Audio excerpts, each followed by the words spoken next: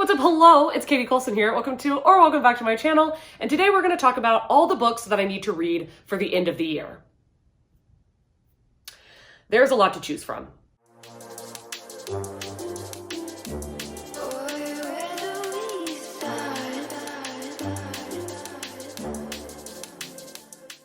I'm going to start out by telling you the books that I've just started, so I better finish them before the end of the year. But I picked up Rereads Beyond Journey's End Volume 2 a couple weeks ago, and I got like a little bit into it and then set it down. And I'm really enjoying it, but it feels like the story's already over. So every time I pick it up, there's nothing that's like making me flip the pages, even though it's really good. It's just nothing's like, I don't feel like I'm waiting for anything. But I read this for that manga taste test. So if you want to know more about this and my thoughts, I will try to remember. Katie, I'm looking at future you. Remember to post this somewhere, link it somewhere. And then I have Watakoi Volume 3. This is another one where I can go through this really slowly and just set it down and come back because it's just like a little cute romance kind of comedy and it's adorable. It's Love is Hard for Otaku, and you're following a bunch of people in this workplace that are all super big nerds in different ways, and you're following through different couples. And the two of the couples are cute, but one of the couples, the rivals to lovers, I need to see them end up together. I mean, they're already together, but I need to see like their happily ever after. You know what I'm saying? And then I just yesterday picked up physically Richard Osman's The Thursday Murder Club. Now, I read this earlier this year, and I think I gave it 3.5 stars. But then when I read The Man Who Died Twice, the second book, I gave 5 stars. And I was like, I was being too harsh on this book, I think. So I'm going to go through and annotate it. Well, I'm saying I'm going to. I'm planning on going back and physically reading the entire series. Well, that being said, I might as well go ahead and show you that I have the second and third book in the Thursday Murder Club series. I have The Man Who Died Twice and The Bullet That Missed. Now, I had listened to this earlier this year. I already told you this one I have not read yet, and I'm very excited. Now, I'm kind of torn on whether to listen to it or physically read it because I love the audiobook narrator, and I did purchase the audiobook for this. I pre-ordered it and it came in a little while ago. So I'm not sure. Like, I've read a couple chapters of the first one physically yesterday, and I really like it, but I do love the audiobook narrator. So I don't know what to do. I realized I forgot to tell you what this is about, like you don't already know. So this is about a group of people in a senior living facility, and they all come from different walks of life, but they all have something that is very unique and kind of is their gift. Like you have this one woman that refuses, Penny, the main character, that refuses to tell you what she did for a living, but she's very well acquainted with crime and murder. So we can just go ahead and put 2 and 2 together on what she was involved in. But then you have like a guy who was he like a Marine, or he's like a Navy SEAL or something? Just different stuff like that. And they come together to try and solve cold cases. But then in the first book, there is a murder that happens pretty close to home, and they are taken upon themselves to solve it. So they're just so much fun. They're so much fun. It's such a cute little found family moment. So I can't wait to read these by the end of the year. This is doable. I can do this. I should also say that I have every intention of completing the Watakoi series. So that's Volume 4, Volume 5, and Volume 6, which is the end. So I am really hoping to complete the series by the end of 2022. Speaking of rereading books, there are a couple books that I'm going to be rereading with my Patreon. So the first one is going to be The Atlas 6 by Olivier Blake. Now, this is one where I pre-ordered the audiobook for the second one, which is The Alice Paradox. So I'm definitely planning on reading this very soon so that I can get on the hype train with Alice Paradox. But this is a dark academia, and it's basically set in the Alexandrian library, the Library of Alexandria. That was a wordy way to put it. You thought it burnt down? Hilarious. It's up and kicking. But there's people that guard it, and basically you're following a bunch of kids that all have or new adults, I would say, that all have different kind of elemental and magical abilities, and you're trying to figure out there's a group of them, and only, there's 6 of them, but only 5 of them can get in, and they're competing. I'm really selling it. It was good. I really enjoyed it. It has beautiful illustrations inside. It's absolutely gorgeous. And look at this cover. I'm stunned. So I'm definitely going to be rereading this. I have to, obviously. And then we have Middle Game by Shawnee McGuire. I read this and I really loved it, but I gave it 4.5 stars. And looking back, I'm like, what was it that made it not 5 stars? I don't know. I want to read it and reread it before the end of the year. And I'm going to with my patrons so that we can discuss it and really get into the nitty gritty. Now, the scary thing is that I also have Seasonal Fears by Shauna McGuire, which is the second book. I have this on my TBR, and I'm really scared because I have not heard of a single person that liked this book. I mean, not that I've like gone out of my way to look up like hundreds of reviews, but all the reviews I have seen have not been good. Like, not like horrendously bad, but that it was a huge letdown compared to the first one. Also, I forgot to tell you what these are about. This is going to be a running theme in this video. These are about, well, not this one. This one's a companion book that's not about them, but this one's about Roger and Dodger, and basically they are twins where one of them is like the left side of the brain and the other is the right side of the brain. So one is really good with like art and language, and the other one's really good with like logistics and math and whatnot. So basically they were born, created as experiments to create a god by this like alchemist, and he's trying to figure out how he can get them to create a god so that he can become a god. Am I nailing these summaries, or I feel like I'm flopping? This really feels like a flop. I forgot to say that along with reading Middle Game and Seasonal Fears, possibly, I would also really like to read these two novellas that came along with it, which is Along the Saltwise Sea and Over the Woodward Wall. So these are little stories where in Middle Game, there is a woman who is an author, and she writes these really creepy, kind of cryptic children's stories. And she's really well known, super famous. And these are supposed to be the stories that she was writing, and they tie into Middle Game. I don't want to tell you how, because I'm not sure if that would be a spoiler, but they do tie in there in some which way. And I do want to read these after reading Middle Game, because I feel like there's not a better time. This one is a pipe dream, and it's such a pipe dream that I just can't hold all of them up at once. Like physically, I can't, but I would love to complete The Promised Neverland. I would love to complete this. I would love to complete this year. There's 20 volumes though, and I've only reread the first one, and I'm going to reread like the 5 or 6 volumes that I have read in preparation of completing the series, and I don't know if I'm going to be able to do that by the end of the year, but the hope is real, and this is so freaking good. This is basically like you're at this orphanage, and everything seems so cute, and there's a bunch of like kids from like 0 to almost 12. Yeah, it's like 12, right? When they just like freaking disappear, they get adopted, but then you never hear from them again. And you're following our 3 like 11-and-a-half-year-olds that are about to get adopted, and then they find out what's really happening to these kids.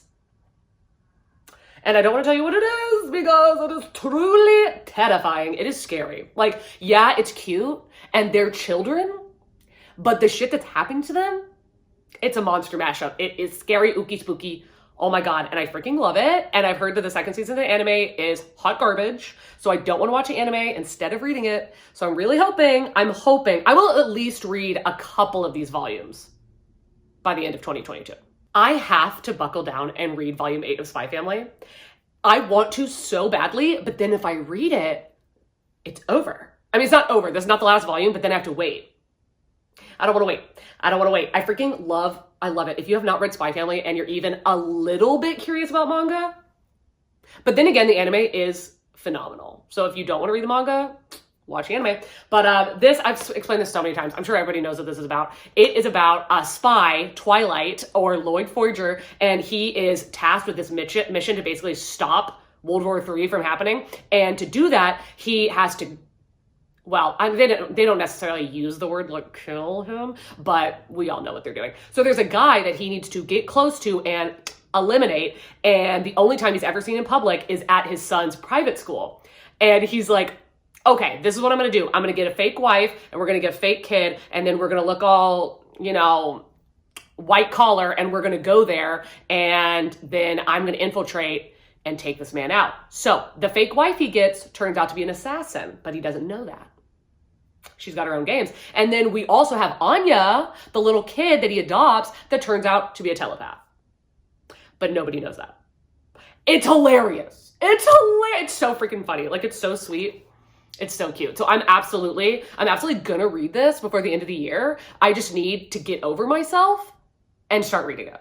A couple books that I feel like I need to read in December because they just have that warm, wintry, cozy vibe. First of which being Legends and Lattes by Travis Baldry. So I had no idea until I believe I was watching Chandler's video where she said this is sapphic. And I was like, how did I miss that? How did I miss that? I literally, I only know based on like random people talking about this book what it's about. But from what I've gathered, this is about a warrior who doesn't want to deal with that life anymore, is like, I'm good. I just want to bake some treats and make some coffee. And she basically goes to this really tiny town that doesn't have a coffee shop and has never had coffee before. And she starts making coffee for them and all these sweet little treats. And they're like blown away. Like, what in the world is that? Okay. But then there's like a bunch of people that are trying to come back into her life and like start trouble. And she's like, I'm not in that life anymore. I'm a different woman. I don't want that. And I heard it's really cute. It's really sweet. And it has all the kind of cozy, warm, wintry vibes. So this one I am planning on reading in December. Another one I'm planning on reading in December is Before the Coffee Gets Cold by Tashikusa Kawaguchi. I'm sorry if I'm mispronouncing that. But then we also have, I think it's a companion novel, Tales from the Cafe. I'm not sure if I don't think it's a sequel. I think it's just a companion, but basically it's supposed to be where you can go to this cafe and you can sit down with anyone in the world that is living, dead, if they've passed away, and you can ask them anything. You can talk to them. There's a bunch of rules is what I've heard, but you have to talk to them, but you have to come back or like leave the conversation before the coffee gets cold, or I think you're like stuck there forever. I don't know. I've heard so many people say that they absolutely sobbed reading this book, and I want to know what everybody's talking about. I'm very intrigued. So I am planning on reading all of these in December. I have a couple more books that I am reading with my patrons, one of them being Sign Here by Claudia Lux. This cover. Do you see it? You're seeing it? I'm seeing it? The world needs to see this. I'm obsessed. This is a debut author, and she gets a cover like this? Okay, this is absolutely stunning. This is supposed to be like a comedy, I don't know if drama, but like a comedy action kind of thing. It's supposed to be about this guy who works in hell and he wants to get a promotion. And he's so close to getting a promotion. The only thing he needs is one more member of this super rich family to sell their soul to the devil.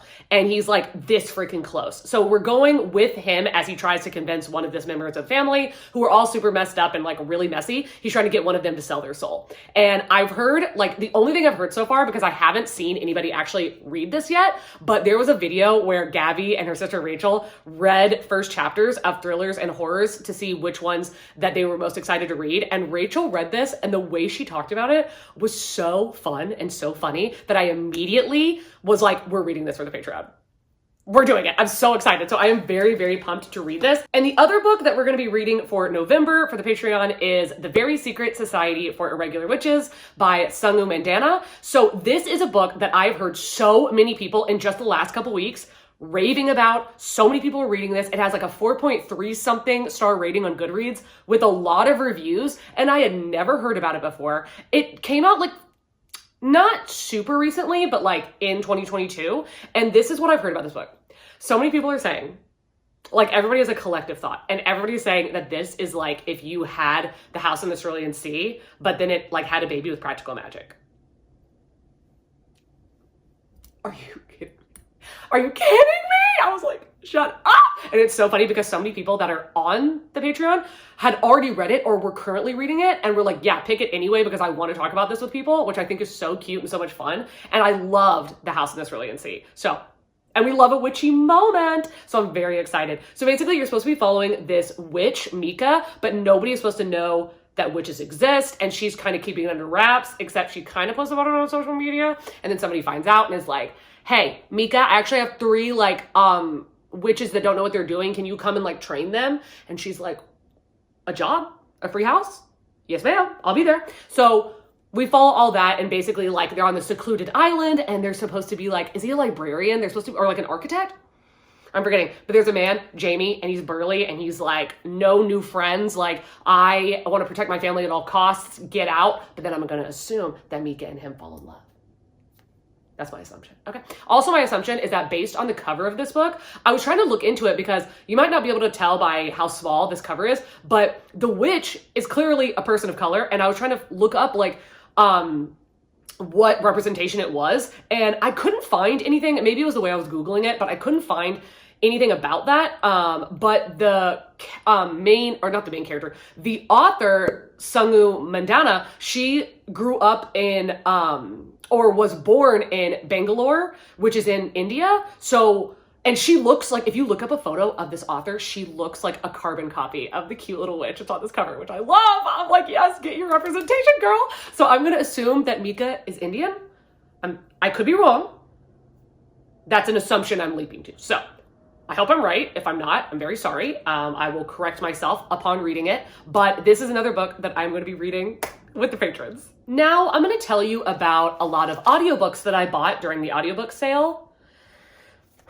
We did some damage, okay? But I'm not gonna tell you all of them. I'm just gonna say a couple of them that I want y'all's opinion on if any of them are really good for like November, December. Do any of them have like a really Christmassy vibe? Like, are they gonna give me that Christmassy vibe? The one that I'm pretty sure will is from Luke Off with Love by Mariana Zapata, because the cover, I think it's an ice skating romance. I'm pretty sure it's an ice skating romance. But Olivia said that it was like, had a lot of angst and that I should really read Mariana Zapata, even though I don't like super long books and I don't like a really long, necessarily drawn out romance. She was like, you're gonna love it. If you want angst, read this book. And I was like, perfect. So I bought that. That's one. And then I also did get a couple other Mariana Zapata. I got All Roads Lead Here, which is funny because that's the one that Olivia recommended to Gabby. And I was like, I gotta see, like, is Olivia just looking at all of her friends and being like, this is your Mariana Zapata book. This is your Mariana Zapata book.